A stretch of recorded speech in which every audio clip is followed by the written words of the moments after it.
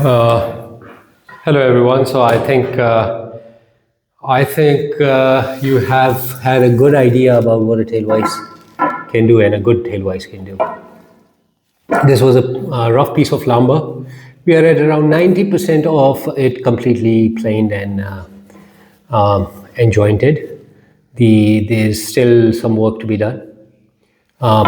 Is here in the middle and the two corners.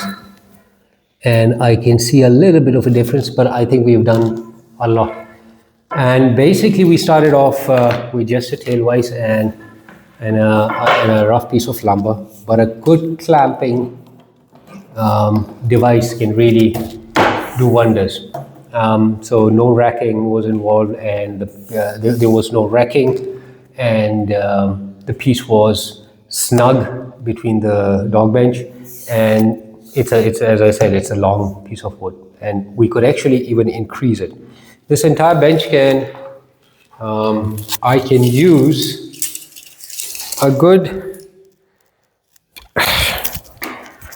I think this is about 68 inches of length. That's about 5.5 feet, a little less than a quarter, a little less than 6 feet of boards that I can actually tailwise on this workbench. A couple of things I wanted to talk to you about what kind of vise we use in our carpenter workbenches. There are predominantly three types. There's a shoulder vise, which is here on the left, this one. There's a tail vise, and then there's a leg vise. Now the leg vise actually stands, it goes along the leg, the length of the leg, and it's actually goes back and forth, clamps with the leg any piece that material that you want to clamp in, and it has got a lead screw and also a crisscross metal pieces which actually helps it have a stable opening and closing. This is the tail vise. It's the lead screw that I'm using here. It's 25 mm. It's 1 inch wide. 1 inch is the diameter, and it's almost about 12 inches long.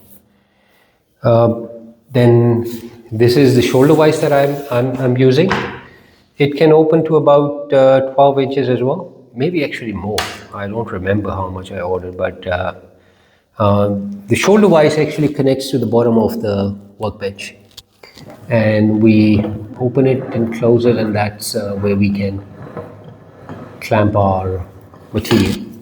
The drawback with the shoulder vise, and especially a carpenter shoulder vise like this, because it is clamped at the bottom of the workbench, the face of this face, which holds the material, when you put in the material based on the size of the material, the width of the material, that's the opening that you would have at the top. Or what happens at the bottom, because there is no material at the bottom. So the vise will pull the face towards itself, and that gives it a bit of a taper. And that taper is actually which everybody wants to avoid. We want to avoid. In the long run, it actually compromises the integrity of all the bolts that you've put in there. It slowly starts to wiggle around and make room and loosens up. So that's one thing that happens over here. There are many ways to mitigate that, but nothing permanent around it. A tail vise is a good device. It's actually good. A leg vise is also good, but I don't have it. The one more thing that a workbench generally and should have is what we call a dead man. Now that's it's quite a word, dead man. But basically what it is when you want to put something long and big in a way that on the shoulder vise, the shoulder vise only has this much space to clamp your piece of wood, your material. This is where it clamps. Now, anything which is, let's say, 6 feet long, what happens to this part? And this point will act as a fulcrum.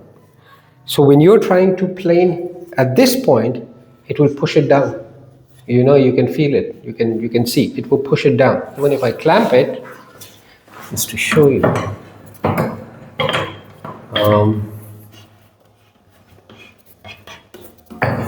Let's just say here,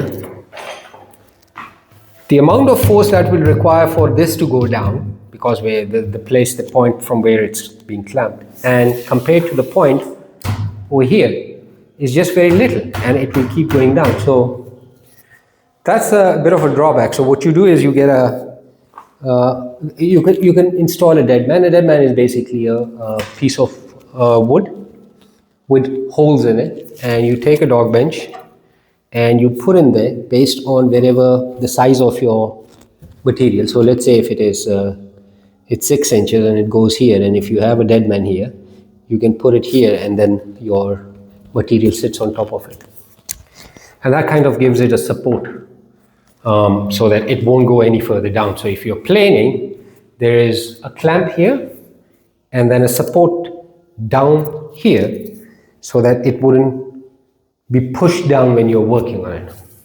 So it's actually something good, and I intend to make one for myself.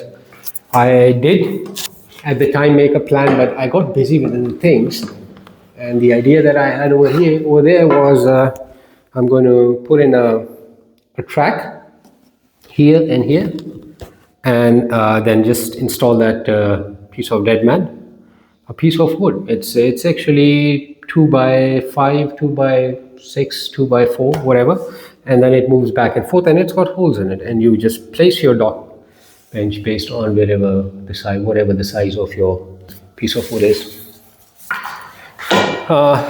So yeah, and this is it. This is my workbench.